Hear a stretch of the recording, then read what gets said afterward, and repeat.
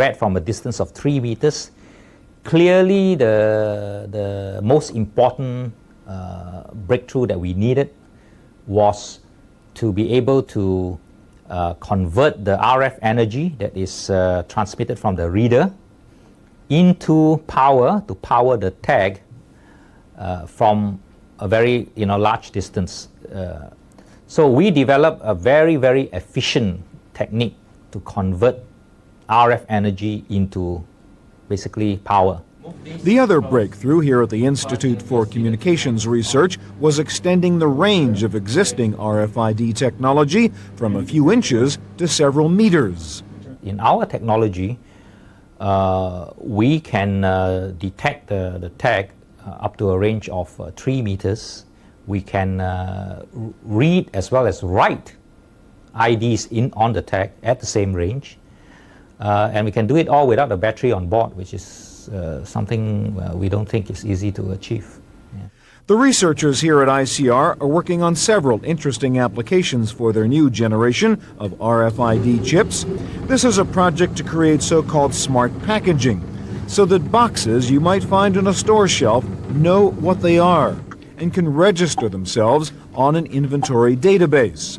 Even the security controls on this conveyor belt system are based on RFID. A chip inside the operator's watch identifies him and authorizes him to operate the system. There are also fun applications for RFID technology. This is a smart playset for children. Each small animal doll has an RFID chip embedded in it that the big toy can read. It can then make the appropriate sound of the animal and tell the child what kind of animal it is. This is a duck. The researchers here are also working on next-generation cell phone technology, trying to perfect the new 3G standard. The 3G technology is, although there is a world standard, is far from completely developed for commercial deployment. I think you must have read that there are still many problems associated with handsets and so on. So we continue to try and develop new algorithms for the handsets. We try to develop new techniques, new ways to reduce the power consumption, to perhaps make the terminal smaller, cheaper, and so on. One of the 3G projects involves something called the smart antenna that can increase speed and bandwidth, thus enabling improved data communications for handheld devices like cell phones and PDAs.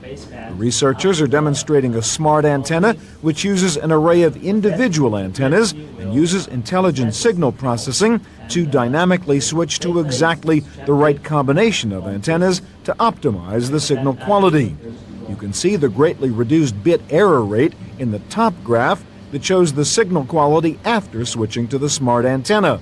The bottom graph shows the high bit error rate using a standard antenna.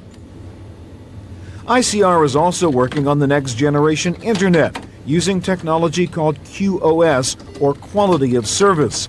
This is a smart packet switching system that can identify the kind of packet being sent over the network. It then prioritizes the packets based on the service package purchased by the user or the nature of the packets, for example, giving video packets a higher priority than data packets. In this demonstration, this web-based video conference using current Internet technology has a slow frame rate and chunky-looking pictures. After the QoS technology is inserted, you see a 4x improvement in speed and picture quality. Part of Singapore's emphasis on high-tech training includes developing the skills to be creative with technology.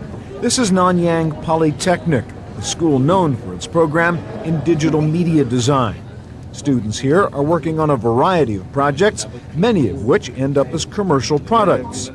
This is an educational role-playing game created in Macromedia Director and Shockwave, designed to teach students about the culture of Malaysia. This robot character for another educational game is being developed using 3D Studio Max. These students are working with Adobe Premiere, to develop this animated clip for teaching good driving habits. This strategy game is being developed on the Red Alert 2 engine and is designed to teach students about the Japanese invasion of Singapore during the Second World War. This first-person shooter uses the Half-Life engine and is about a terrorist attack on a Singapore power plant. It's being used to explain the need for military service and national self-defense. The students here are doing cutting-edge work, here using a programming language called WML to design a cell phone-based game called Orange Gum, which uses SMS messages in a kind of interactive soap opera.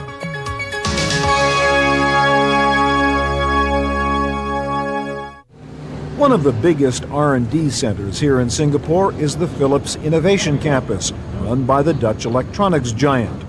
They used to design and manufacture analog appliances here, but now they are working on the next generation of smart television sets and DVD devices.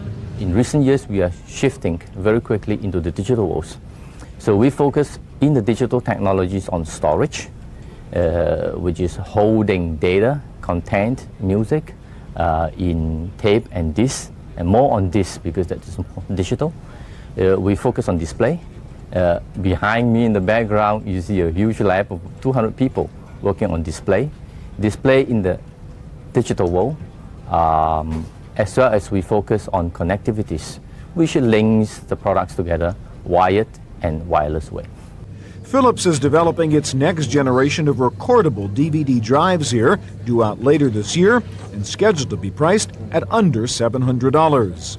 But one of the cutting-edge technology that we want to bring to the market and proliferate to the consumers in the near term is to bring digital recording on a disc. This will allow consumers to